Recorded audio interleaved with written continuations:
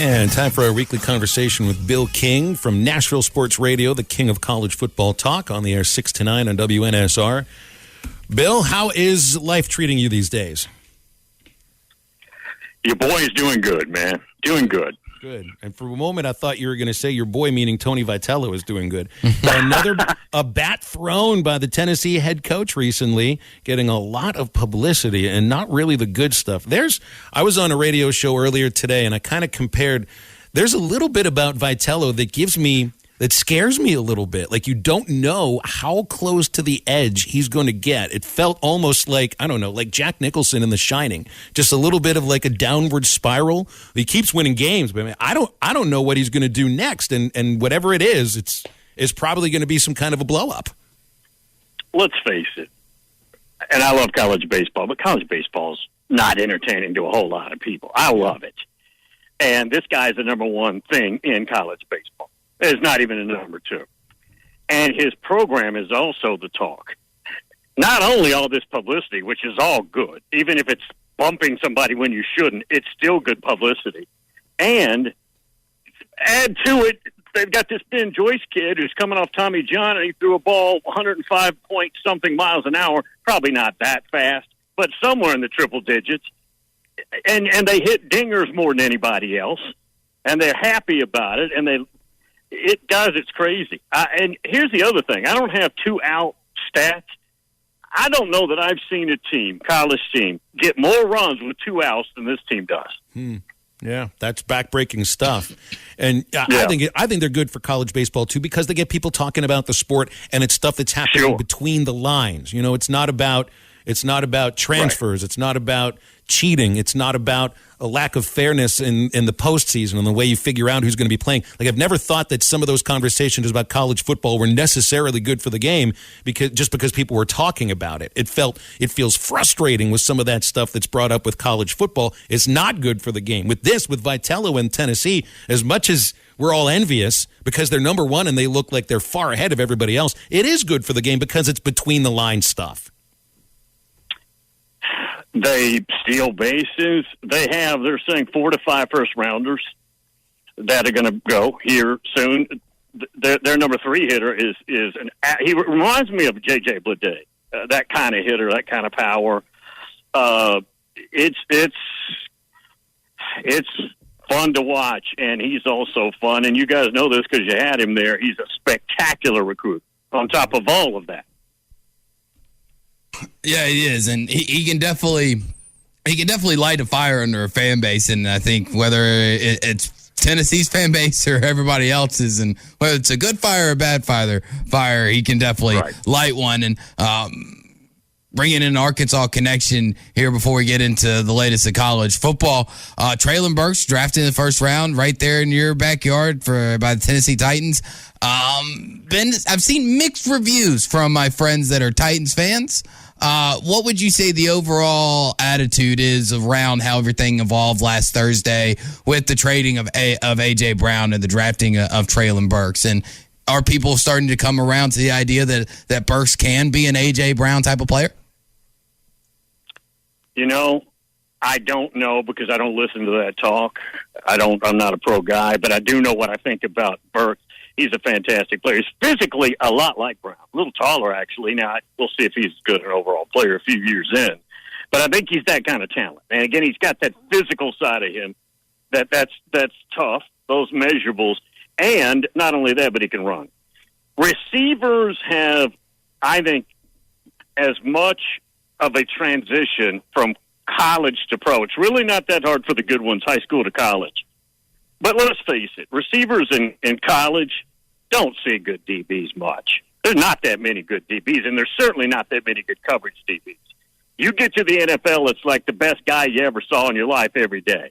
There's a transition there, and we'll see what that takes with him, but I think it was a very good fit. Mm-hmm.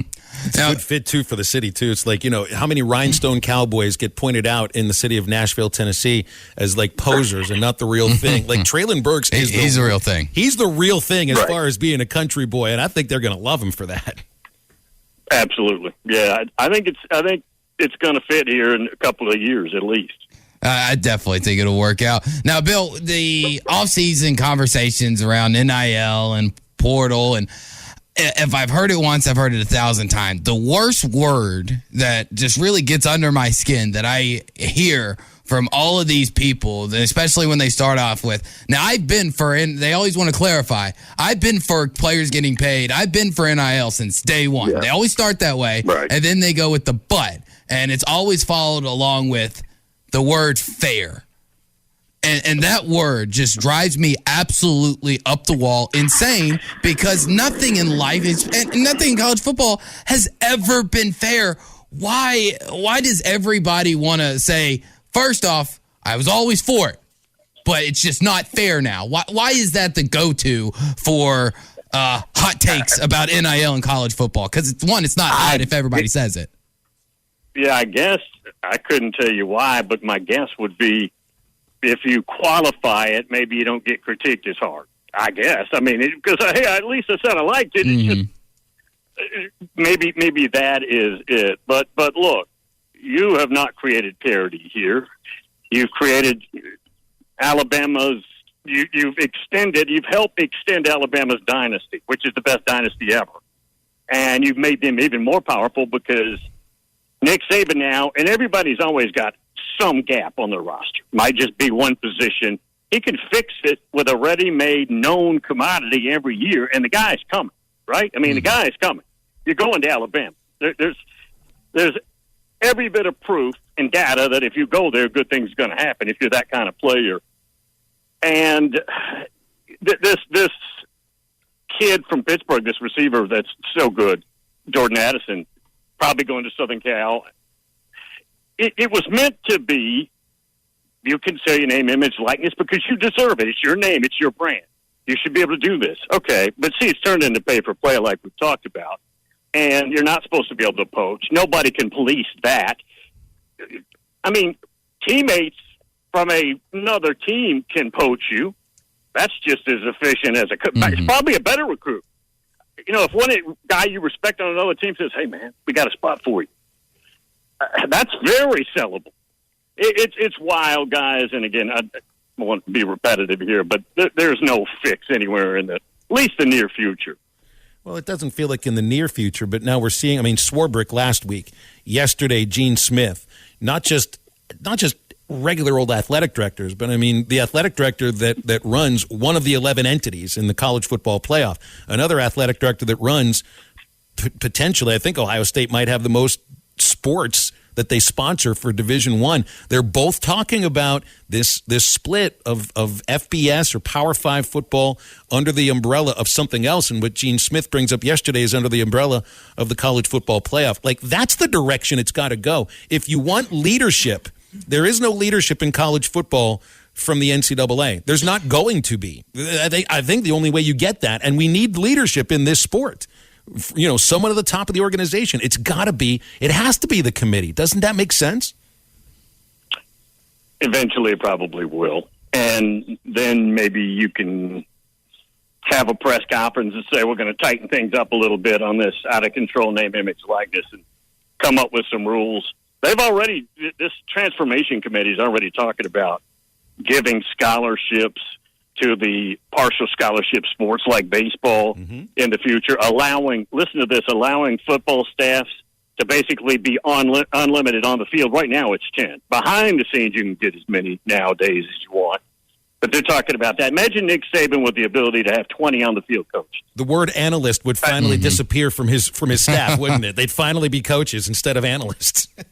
And there's also a proposal. Now, again, this is futuristic. Probably proposal's not correct. To take the transfer portal and instead of it being a 9-month window, August to May, being a 3-month window. That's also being discussed. Now, I don't think we're anywhere near having a press conference and saying, here's the law. But those are a couple of things that quote, transformation committee is discussing. Mm-hmm. Bill, I do want to get your opinion on this because it did break yesterday. Cincy, Houston, and Central Florida reaching the settlement with the AAC to join the Big 12 a year early.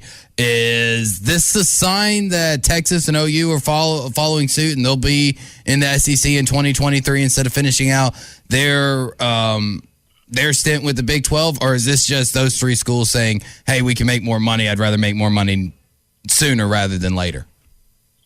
I don't think they're related.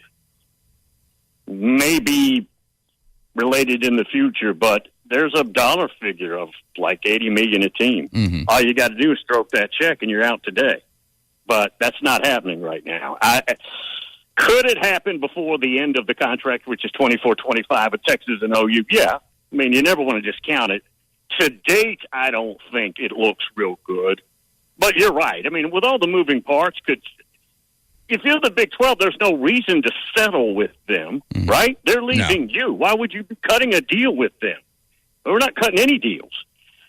I don't know if we can get there yet.